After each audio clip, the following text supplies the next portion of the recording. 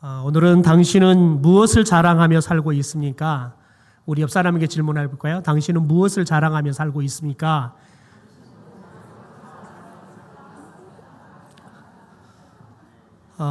제가 말씀을 시작하면서 두 가지 자랑을 먼저 여러분에게 해보겠습니다.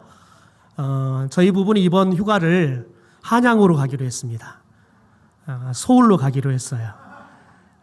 가만히 생각해 보니까 저희가 최신 서울의 문화를 접해본 지가 꽤 오래됐더라고요. 그래서 이번에는 서울로 가서 우리나라의 발전된 상들을 좀 우리가 눈 호강하고 돌아오자. 근데 저희 아들이 공군 부사관이어서 공군 호텔을 예약해 줬어요.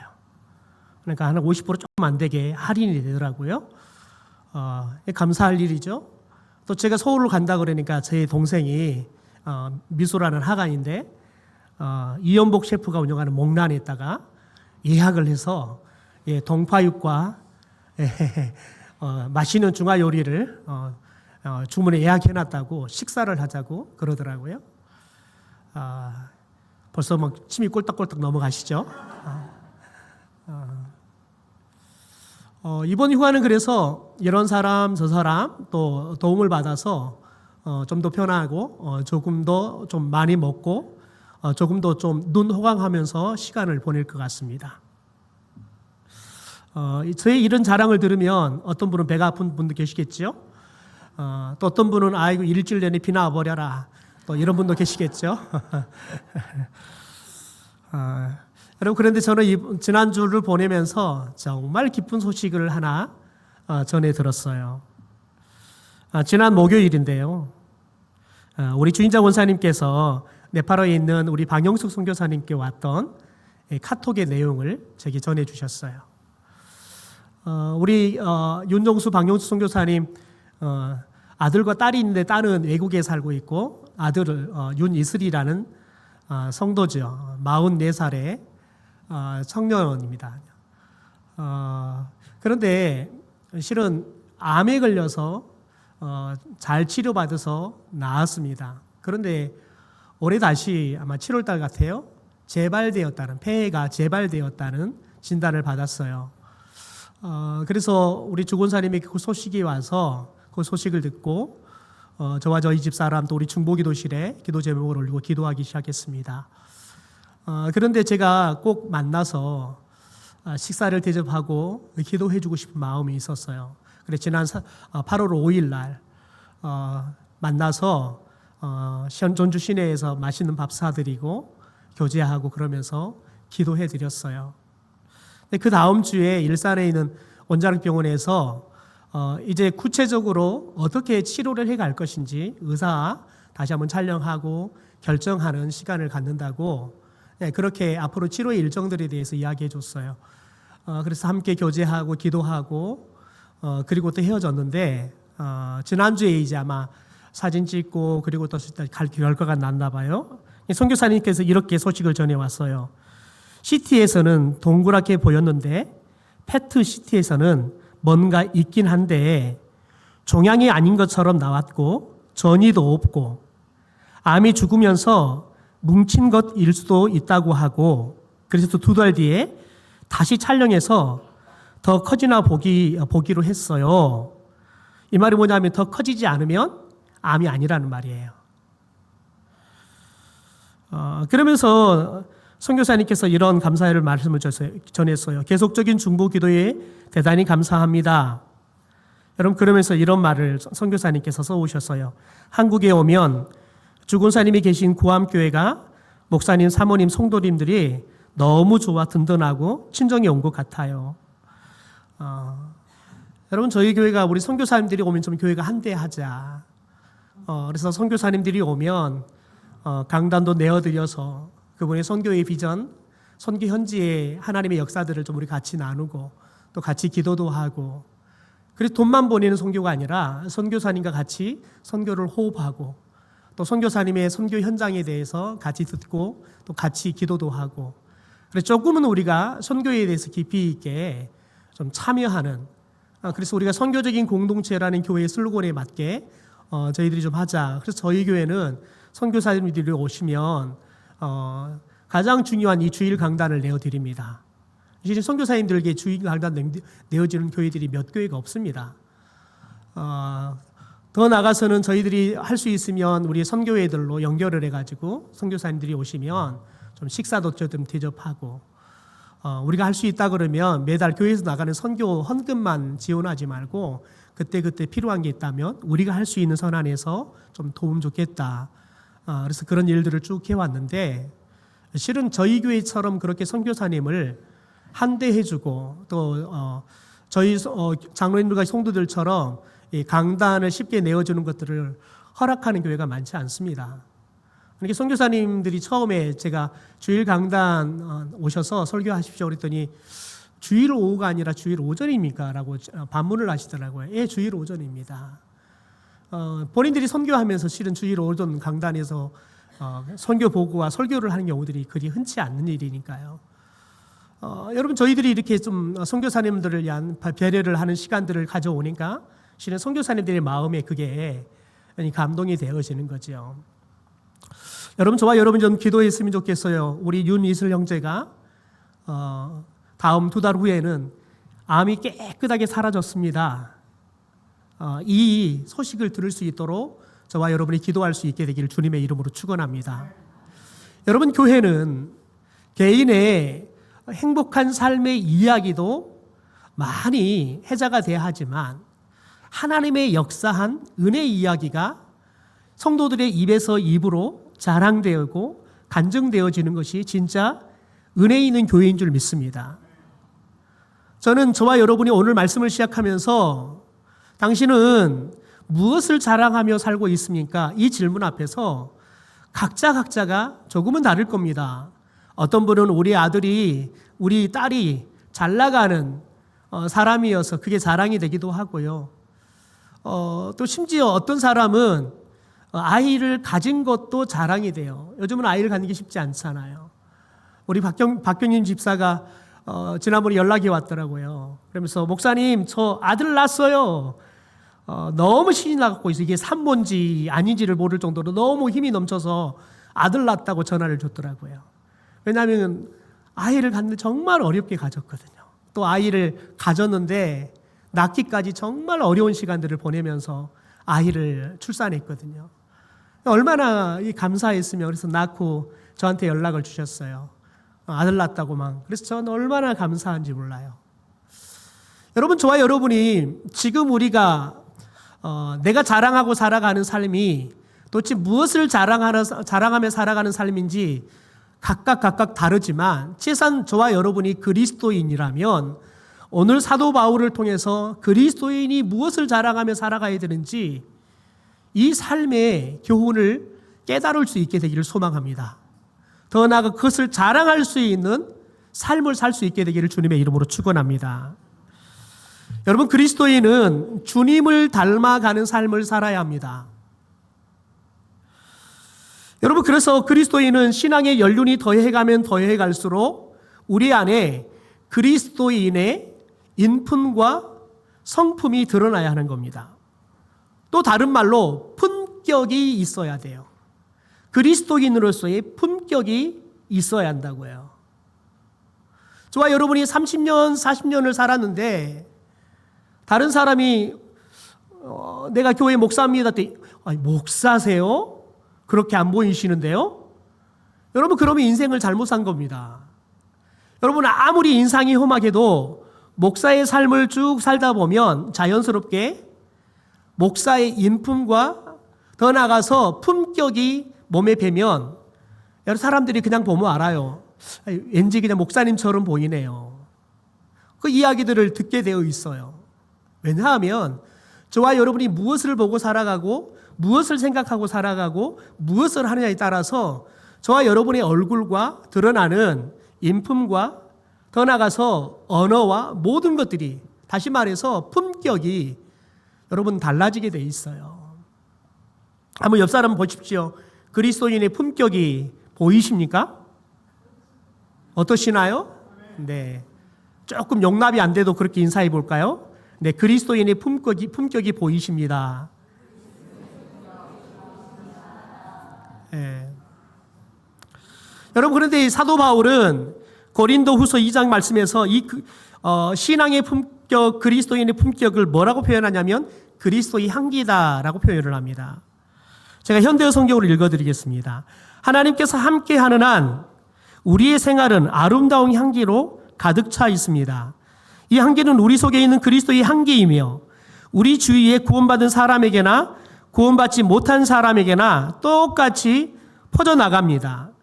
구원받지 못한 사람은 이 향기에서 죽음과 멸망의 공포에 찬 냄새를 맡겠지만 그리스도를 아는 사람은 생명의 향기를 맡을 것입니다. 여러분, 이 말씀에 굉장히 중요한 말씀이 있습니다. 하나님께서 함께하는 한 우리 생활에서 뭐가 난다고요? 아름다운 향기. 그것을 그리스도의 향기다라고 이야기를 해요. 여러분, 그런데 중요한 게 있어요. 여러분, 하나님이 함께하는 한 이 말이에요. 여러분, 저와 여러분에게 그리스도인의 향기가 있는 게 아니라 우리 안에 하나님이 함께 하잖아요. 그러면 하나님에게서 향기가 나는 거예요. 여러분, 저와 여러분이 하나님과 함께하는 삶을 살면, 그래서 저와 여러분의 삶에는 뭐가 난다고요? 그리스도의 향기가 나는 거예요. 여러분, 그런데 이 향기는 주위에 있는 구원받은 사람들에게나 구원을 받지 못한 사람들에게나 똑같이 향기는 난다는 겁니다. 여러분, 향기는 나만 맡을 수 있는 게 아니에요. 어제도 제가 청년들 데리고 딱 들어오는데 청년들이 그래요? 무슨 향기가 나네요? 그러더라고요. 그런데 어제 저녁에 우리 중고등부가 야외 수영장 갔다가 또 이제 저녁까지 먹고 교회 들어와서 제가 말씀을 나누고 이제 우리 이용찬 장로님 집에 가서 1박을 해야 되는데 얘네들이 하루 종일 놀았는데 에너지가 넘쳐요. 그래요. 애들이 목사님, 저희들이 저녁이 되니까 기운이 더 넘칩니다. 그래서 공을 차고 가야겠다는 거예요. 그래서 이제 공을 차라고 공을 차고 이제 저녁에 이제 올라가야 돼서 얘네들이 이제 다 모여라 그러니까 모였어요. 그리고 아이들을 차를 다 태웠어요. 그런데 나중에 나온 선생님들이 그러는 거예요. 아이고, 땀 냄새. 예. 아이들이 공 차고 들어오니까요. 청년들이 오후 한 4시 한 10분 정도 도착했는데 그때는 향기가 났거든요.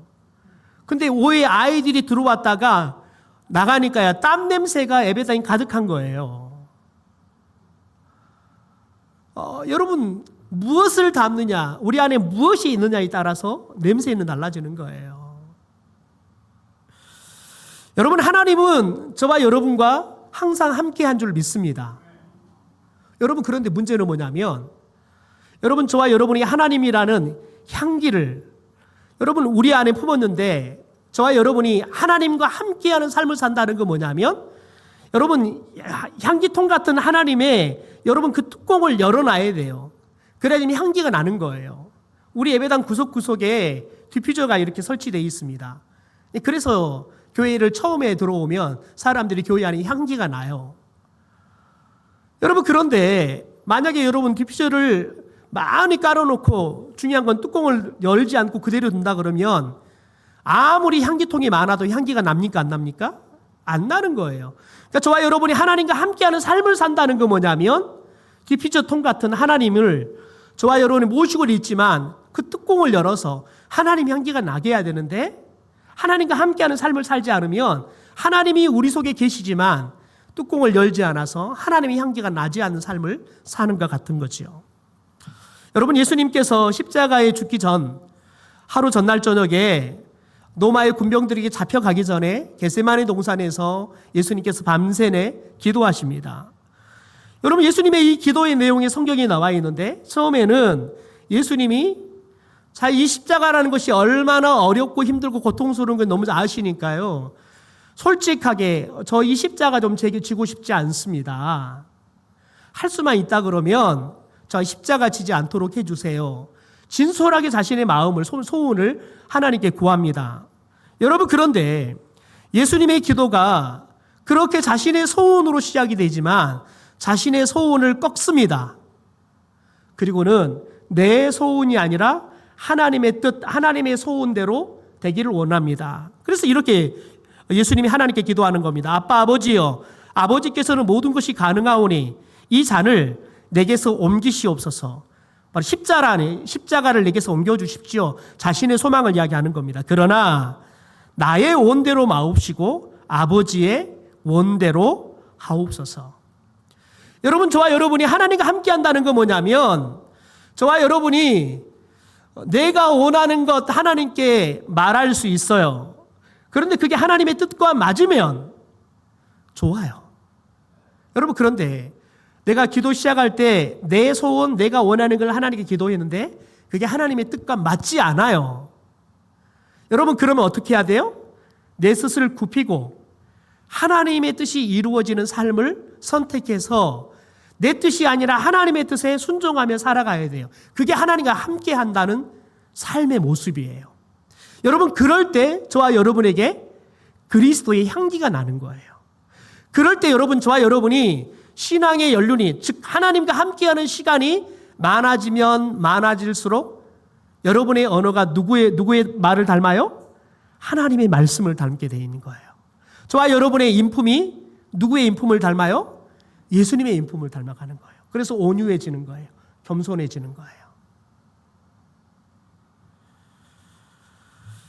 여러분, 바울이 다메섹 도상에서 부활하신 예수님을 만나고 난 다음에 자신의 삶의 변화에 대해서 정말 아름다운 고백을 합니다. 빌립보서 3장의 말씀인데요. 우리 현대어 성경으로 같이 한번 읽어볼까요? 시작. 그러나 한때 대단한 가치가 있다고 생각했던 이런 것들을 지금에 와서는 모조리 내던졌습니다. 그리스도만을 의지하고 그분에게만 소원을 두기 위해서입니다. 그렇습니다. 나의 주님 그리스도 예수를 알게 된 것이 너무도 존귀해서 이것과 비교하면 다른 것은 다 무가치하게 여겨질 뿐입니다. 나는 그리스도 외에는 다 쓰레기처럼 여기고 모두 내버렸습니다. 그리스도를 얻기 위해 그렇게 한 것입니다. 보다 더 의로운 사람이 되려고 하거나 율법을 지켜서 구원을 얻으려는 생각을 집어치우고 오직 믿음으로 구원을 얻고 그리스도와 하나가 되기 위해 그렇게 한 것입니다. 하나님께서 우리를 하나님과 올바른 관계에 놓아주시는 것은 그리스도만을 의지하는 믿음을 가지고 있느냐 없느냐에 달려있기 때문입니다. 여러분, 바울이 예수님을 만나기 전에 하나님을 믿었던 사람이에요. 그것도 하나님을 누구보다 특심을 가지고 믿었던 사람이에요. 그런데 예수님을 만나고 보니까 자기가 그게 하나님의 뜻이라고 생각하고 했던 것들이 하나님의 뜻과는 전혀 무관하다는 거예요. 그래서 본인이 하나님을 믿고 이건 하나님이 내게 주신 축복이고 은혜입니다. 사람들에게 막 자랑하고 간증하며 살았어요. 여러분, 그런데 예수님 만나고 보니까 그것들이 다 배설문에 지나지 않더라는 거예요. 무가치하더라는 거예요. 여러분, 지난주, 지지난주 계속해서 우리 텔레비전에 나오는 회사 하나 있습니다. 서희건설. 장로입니다. 지난 7월인가요? 저희 교단 장로회 연합회 여름 수련회 강사로 왔던 사람입니다. 그래서 와가지고 우리 서희건설을 하나님이 은혜를 주셔가지고 하나님이 이렇게 우리 회사를 이렇게 대성하게 해주셨습니다. 자랑했습니다. 여러분 보세요. 하나님의 은혜든가요? 여러분, 말은 하나님의 은혜라 그러는데 중요한 건 뭐냐면 회사를 운영하는 경영의 원리는 세상 사람도 똑같이 운영하는 거예요. 로비하고. 그리고 된 것을 가지고 와서 마치 그냥 저는 예수 믿는 사람이고 제가 기도했더니 하나님이, 여러분, 거짓말이란 말이에요. 저희 교회가 올해는 11월 1일부터 21일 동안 다니엘 기도에 좀 우리가 참여하자 했는데 제가 지금 굉장히 고심이 많아요. 왜냐하면 다니엘 기도에 강사들로 나왔던 사람들 중에 정말 극우에 들어가서 한국 교회를 욕보게 하고 한국 이 나라를 정말 어렵게 하는 사람들이 출연했던 강사들이 있거든요. 그래서 우리 성도들을 저 기도에 참여하는 게 옳을 것인지 제가 많이 고심이 돼요. 뭔가 극소수의 수많은 강사들 중에서 정말 그냥 한두 손가락 정도 배인 되지 않는 사람들이지만 제가 고심이 되는 거예요. 여러분, 저와 여러분이 사도 바울처럼 예수님을 만나고 보니까 내가 자랑거리라고 생각했던 것들이 무가치하더라는 거예요. 자랑거리가 아니더라는 거예요. 자랑할 게 아니더라는 거예요. 그런데 우리들은 교묘하게 이 두 가지를 다 가지고 짬뽕을 시켜서 자랑하려고 하죠. 여러분, 바울은 철저하게 예수님을 딱 만나고 난 다음에 심지어 여러분 자신이 태어나서 보니까 아버지가 로마 시민권을 갖고 있습니다. 나도 로마 시민권을 가질 수 있습니다. 아버지가 바리새인입니다. 그래서 나도 바리새인으로 살아가면 신앙을 바리새인들 중에서 정말 탁월한 여러분 믿음을 가진 바리새인으로 살았어요. 여러분, 예수님이 바리새인을 독사의 자식아, 이 예식하는 놈들아 라고 여러분 예수님께서 꾸짖었지만, 여러분, 저와 여러분이 예수님이 그랬다고 바리새인들을 그렇게 꾸짖을 수 있는 사람들이 아니에요. 예수님이 뭐라고 말하냐면 저 바리새인들처럼 너희들이 행하지 않으면 너희를 천국에 들어갈 수 없다라고 말할 정도로 바리새인들은 하나님의 말씀을 정말 철저하게 지켰던 사람들이에요. 여러분, 그런데 왜 내가 그렇게 바리새인들처럼 내가 바리새인이기 때문에 라는 것도 있지만 정말 바리새인들답게 철저하게 깨어서 여러분 금식하고 헌금하고 기도하고 말씀을 암송하고 연구하고 말씀을 가르치는 일들을 했단 말이죠. 왜 그랬느냐? 오늘 말씀에 보니까 뭐라고 말하냐면 그걸 통해서 구원을 받으려고 했다는 거예요.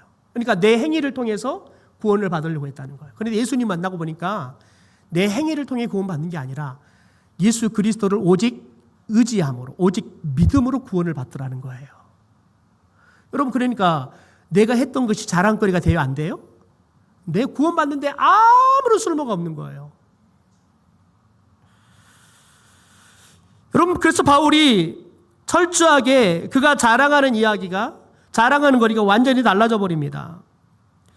여러분, 그래서 고린도전서 5장 10절에 보면 이런 고백을 합니다. 그러나 내가 나된 것은 하나님의 은혜로 된 것이니 내게 주신 그 은혜가 헛되지 아니하여 내가 모든 사도보다 더 많이 수고하였으나 내가 한 것이 아니요 오직 나와 함께 하신 하나님의 은혜다라고 고백을 해요.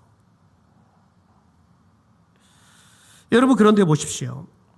바울이 고린도 교회 성도들에게 두 가지 자랑을 은근히 한데 본질적인 자랑은 뭐냐면 우리가 본질적인 자랑을 세 가지로 살펴볼 건데요. 첫째, 여러분, 바울은 십자가를 자랑했다는 거예요.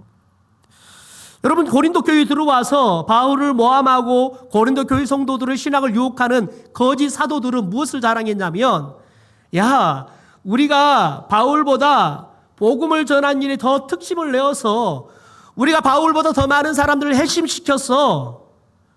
여러분, 자기들이 얼마나 열심히 사역했는가를 자랑했어요. 보세요. 그러니까 바울이 뭐라고 하는 거 보십시오. 22절, 23절입니다. 그들이 그리스도를 섬긴다고 말합니까? 나는 그들보다 더 오래 그리스도를 섬겼습니다. 이렇게 자랑하고 있는 내가 정신이 나간 사람일까요? 여러분, 그래서 오늘 우리 성경에서는 이 부분을 뭐라고 해석했냐면 여러분 이렇게 이야기했어요. 23절입니다. 그들이 그리스도의 일꾼이냐 정신이 없는을 많은 하거니와, 그러니까 그들이 정말 그리스도의 일꾼이라고 말합니까? 내가 정신 나가는 말을 하는데 나는 더욱 그러하다. 나는 저들보다 더 오래, 더 많이 그리스도를 섬기는 일을 했다. 여러분, 그런데 그걸 뭐라 그래요? 정신 나간 소리라는 거예요. 정신 나간 소리를 하더라도 어리석은 자랑을 하더라도 너희들이 좀 용납해줘라. 여러분, 그런데 이게 바울이 자랑하기 위해서 그런 게 아니에요. 자신이 전한 복음이 저들이 전한 복음보다 더 참된 진리고 이게 진짜 복음이라는 것을 저들에게 인식시키기 위해서 그러는 거죠. 여러분, 그런데 바울이 여러분 진짜 자랑하고 싶은 게 뭡니까? 이렇게 말합니다. 이렇게 자랑하고 있는 내가 정신 나간 사람일까요? 나는 그들보다 더 열심히 일하였습니다. 여러 번 감옥에 갇혔고 수없이 채찍으로 맞았으며 죽음을 눈앞에 둔 적이 한두 번이 아니었습니다. 그러니까 바울은 내가 저들보다 정말 더 열심히 더 많이 하나님의 일을 했습니다. 그러면서 내가 어떻게 일했는지를 나열을 쭉 하잖아요. 여러분, 그런데 바울이 이 자랑을 뭐라 그래요? 어리석은 자랑이다라고 이야기를 해요. 여러분, 그런데 바울이 진짜 자랑하고 싶은 게 뭐예요? 십자가예요. 나의 나 된 것은 오직 예수 그리스도의 십자가의 은혜로 내가 됐다는 거예요. 두 번째 자랑은 바울은 고난당하는 것을 자랑해요. 여러분 생각해 보세요. 제가 휴가를 갔다 와서 다음 주에 여러분 제가 휴가를 갔다 왔는데요. 와, 휴가 가다가요 차 뻥크가 나가요. 제가 죽다 살았습니다. 제가 또 가서 목란에서 멘보샤 먹었는데요. 장염이 나가지고요. 제가 3일 동안 입원해 있다 왔습니다. 여러분 이게 자랑하면 여러분 뭐라고 했어? 저 목사가 진짜 정신이 나가버렸네. 뭐 저걸 자랑거리라고 자랑해. 뭐 아픈 게 자랑거리고 사고가 나가서 죽었다 사는 게 자랑거리야? 여러분 지금 바울은 본인이 복음을 전하다 십자가 복음을 전하다가 당했던 이 고난을 자랑한다라고 이야기해요. 여러분 왜 그럴까요? 왜냐하면 자신의 그 고난을 통해서 예수님께서 수많은 사람들을 구원하는 일들을 하시기 때문에 그렇습니다. 보십시오. 바울이 어떻게 고난받았습니까? 바울이 어떻게 예수 믿었습니까? 여러분 바울이 예수를 믿는 사람들을 핍박했어요. 잡아다 죽였어요. 감옥에 가뒀단 말이죠. 더 나아가서 그래서 이번에는 다메섹에 그리스도인들이 피신가 있다는 소식을 듣고 그들을 잡아다가 감옥에 가두기 위해서 갔습니다. 그러니까 바울이 여러분 어떻게 예수님을 만났냐? 다메섹에 있는 성도들이 고난을 받아야 하는 일 때문에 바울이 예수님을 만난 겁니다. 여러분 그래서 저와 여러분이 우리의 고난 때문에 즉 저와 여러분이 복음을 전하는 일 때문에 내가 예수 믿는 것 때문에 고난을 받잖아요. 여러분 그것 때문에 누군가가 예수를 믿을 수 있다 그러면 그건 자랑거리라고요. 여러분 그런데 우리들이 잘못 살아서 다른 사람들 요거도 먹고 고난받은 것은 그건 은혜가 아니에요. 자랑거리가 아니에요. 여러분 바울은 철저하게 여러분 유대인들에게나 이방인들에게나 심지어 여러분 날씨에나 자연에게나 여러분 고난을 당했어요. 무엇 때문에요? 안 가도 돼요. 복음을 전해야 되니까 가는 거예요. 안 가고 싶어요. 하나님이 가라 하는 거예요. 복음을 전하기 위해서요. 그래서 바울은 복음을 전하는 일을 하기 위해서 고난을 받는 것, 그 고난이 자랑거리다라고 이야기해요. 여러분 저와 여러분이 믿음 생활하면서 여러분 우리들이 믿음 생활 때문에 저와 여러분이 다른 사람을 전도하는 것 때문에 때로는 욕으로도 먹고 고난을 당하고 여러분 그래서 그것이 자랑거리가 되기를 주님의 이름으로 축원합니다. 여러분 마지막 세 번째 바울은 자신의 약함을 자랑합니다. 여러분 세상 누구도 자기의 못남이나 약함을 자랑하는 사람이 없습니다. 그러나 바울은 자신이 약한 자가 되었고 그런 약한 자가 된 걸 자랑합니다. 왜 그럴까요? 여러분 그 이유가 간단합니다. 우리 28절에 30절 말씀 현대 성경을 같이 한번 읽어볼까요? 시작. 어떤 이들은 외에는 나는 여러 교회 일로 해서 늘 근심해 왔습니다. 잘못을 저지른 사람이 있으니 어찌 내 마음이 슬프지 않겠습니까? 넘어진 사람이 있는데 어찌 도와주지 않을 수 있겠습니까? 정신적으로 상처를 받은 사람이 있으니 어찌 그 상처를 입힌 사람에 대해서 격분하지 않을 수 있겠습니까? 만일 내가 구태여 더 자랑해야 한다면 내 약한 점을 자랑하겠습니다. 여러분 바울은 자신이 똑똑해요. 잘났어요. 가지고 있는 것도 많아요. 심지어 로마 시민권도 갖고 있지만 복음을 전하다 매를 맞지만 로마 시민권을 가진 사람이다 말하지 않아요. 왜요? 여러분 그 고난을 당해야지 본인이 복음을 전할 수 있는 길이 열리기 때문에 그렇습니다. 여러분 그런 바울이 왜 자신의 약함을 자랑할 수 있냐? 자신의 그 약함 때문에 하나님의 강함이 드러나더라는 거예요. 여러분 그래서 그리스도인은 교회는 약한 게 부끄러움이 아닙니다. 우리가 하나님 앞에 그 약함이 붙잡혀 쓰임받기 시작할 때 그것이 하나님의 강함이 드러나는 통로가 될 줄 믿습니다. 그것 때문에 하나님의 은혜를 입는 통로가 될 줄 믿습니다. 여러분의 약함이 무엇입니까? 여러분의 자녀의 약함이 무엇입니까? 여러분이 생각하기에 누군가에게 내가 드러낼 수 없는 약함이 무엇입니까? 여러분, 그것이 하나님의 손에 붙잡히기 시작할 때 여러분이 가장 자랑할 수 있는 자랑거리가 될 것입니다. 하나님이 그것을 통해서 여러분 가운데 일하시기 때문에 그렇습니다. 그것을 통해서 하나님께서 하나님의 전지전능하심을 드러내기 때문에 그렇습니다. 그러므로 여러분, 저와 여러분이 약한 걸 자랑하는 게 아니라 그 약함을 통해서 그 약함이 하나님께 붙잡혀서 하나님의 역사의 도구로 쓰임받아 하나님이 드러남으로 내 약함을 자랑할 수 있게 되기를 주님의 이름으로 축원합니다. 여러분, 제가 고등학교 시절에 섬겼던 여자 순사님이 계세요. 그런데 정말 잘 믿는 시댁에 시집을 갔어요. 시어머니가 권사예요. 그런데 남편이 외도를 했어요. 그런데 남편과 시어머니의 시댁 식구들이 똘똘 뭉쳐가지고 며느리를 쫓아내버렸어요. 그리고는 새 여자를 데리고 와서 사는 거예요. 그래서 아들을 데리고 홀로 나와서 갈 곳이 없는 거예요. 그래 형제들이 모아서 월세 구해진 거기가 들어가 살기 시작했어요. 삶이 까마득하잖아요. 어떻게 살아야 할지 모르잖아요.